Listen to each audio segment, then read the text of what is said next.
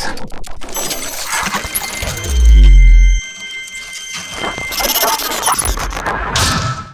Friends, నా పేరు Shivaji. Welcome back to my channel. కొత్త వారు ఎవరైనా వీడియో చూస్తుంటే వెంటనే సబ్స్క్రైబ్ చేసుకోండి. బెల్ ఐకాన్ మీద క్లిక్ చేసి నోటిఫికేషన్ ఆన్లో పెట్టుకోండి. నేను అప్లోడ్ చేసే ప్రతి ఇంట్రెస్టింగ్ వీడియో మీ దాకా వస్తుంది. ఇప్పుడు నేను చెప్పబోయే ఈ స్టోరీ ఏ టైంలో ఏం జరుగుతుందా అని భయంతో గడుపుతున్న ఒక village real horror story. So వీడియోని ఎక్కడ స్కిప్ చేయకుండా ఎండ్ వరకు చూడండి. ఇంకా స్టోరీలోకి వెళ్దాం.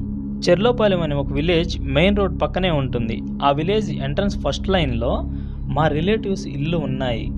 అందులో మా మామయ్య వాళ్ళ కూతురు కాలేజ్ సమ్మర్ హాలిడేస్కి ఇంటికి వచ్చింది.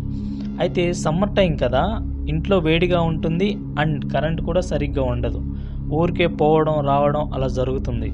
సో తనకి ఇక్కడ క్లైమేట్ కూడా అంతగా సెట్ కాదు. అయితే ఒకరోజు ఇంట్లో కరెంట్ లేదు.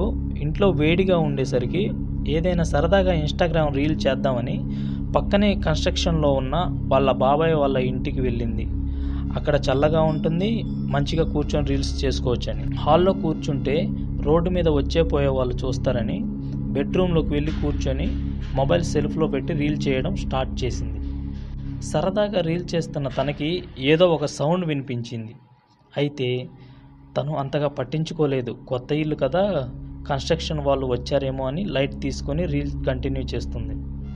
అయితే ఇంతలో మళ్ళా ఏదో సౌండ్ రావడం మొదలయ్యింది. ఎవరో తిరుగుతున్నట్టుగా, చెప్పుల సౌండ్, గాజుల సౌండ్స్. తనకి డౌట్ వచ్చి ఏదో వింతగా ఉంది, చూద్దామని బయటికి వచ్చి చూస్తే ఎవరూ లేరు.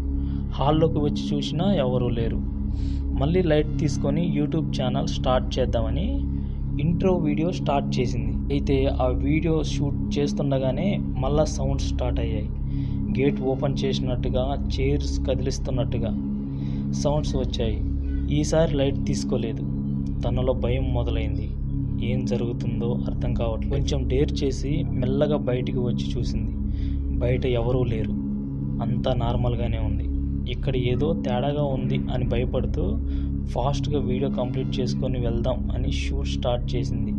అయితే వీడియో ఎండింగ్కి వచ్చేసరికి ఆ రూమ్కి ఉన్న విండో బ్యాక్ సైడ్ పెద్దగా నవ్వు వినిపించింది. అంతే, ఆల్రెడీ భయంతో ఉన్న తనకి ఒక్కసారిగా గుండె ఆగిపోయినంత పనైంది.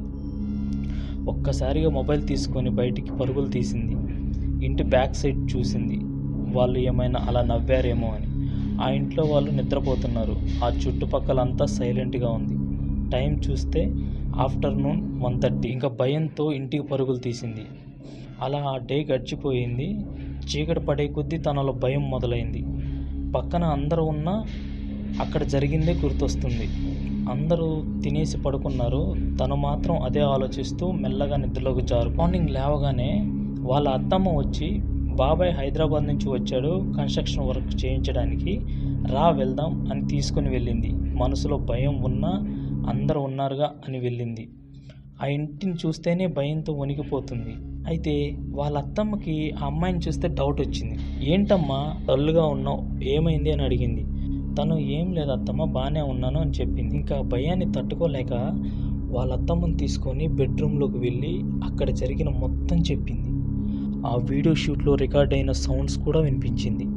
అంతే, ఒక్కసారిగా షాక్ అయింది. వెంటనే వాళ్ళ అన్న దగ్గరికి వెళ్ళి జరిగింది మొత్తం చెప్పి ఆ వాయిస్లు వినిపించింది. అతను కూడా షాక్ అయ్యాడు. ఏంటి, ఎందుకు ఇలా జరుగుతుంది అని భయంతో వాళ్ళ సిస్టర్ని అడిగాడు.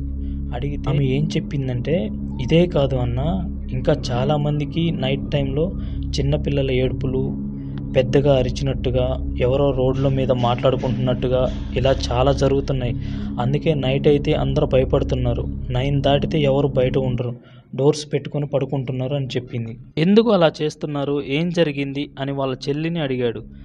ఆమె అప్పుడు జరిగింది గుర్తులేదా అన్న, అప్పటి నుంచి ఇలా జరుగుతుంది విలేజ్లో అంది. ఏం జరిగింది నాకు గుర్తులేదు, చెప్పు ఒకసారి అన్నాడు. 2 seconds ఆగి, ఒకరోజు మార్నింగ్ 5 to 6 మధ్యలో పెళ్లి బస్ అండ్ DCM మన విలేజ్ రోడ్డు మీద యాక్సిడెంట్ అయింది కదా, అందులో ముసలి వాళ్ళు, చిన్నపిల్లలు మాంసపు ముద్దలుగా పడ్డారు. చేతులు తెగిపోయి పెద్దగా అరవడం, పెద్దగా ఏడవడం, అందులో ఎంతోమంది చనిపోయారు.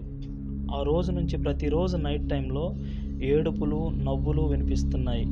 అలా విన్న వాళ్ళందరూ ఇలానే భయపడుతూ ఉన్నారు. దానికి సొల్యూషన్ కూడా దొరకడం లేదు. ఒక పాపకైతే తల చుట్టూ వరకు తెగిపోయి డీసెంకు వేలాడుతూ ఆ తలలో ఉన్న మెదడు రక్తం ముద్దలుగా పడి ఉంది.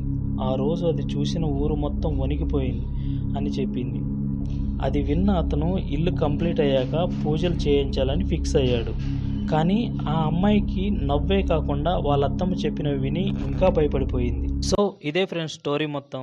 ఇది నిజంగా జరిగిన స్టోరీ, కానీ దీనికి ఎండింగ్ అనేది లేదు. ఇప్పటికీ ఇలానే ఉంది ఆ విలేజ్లో సిచ్యువేషన్. ఆ అమ్మాయి ఇలా విని ఎన్నో డేస్నో కాలేదు, ఇప్పటికీ జస్ట్ 6 days మాత్రమే.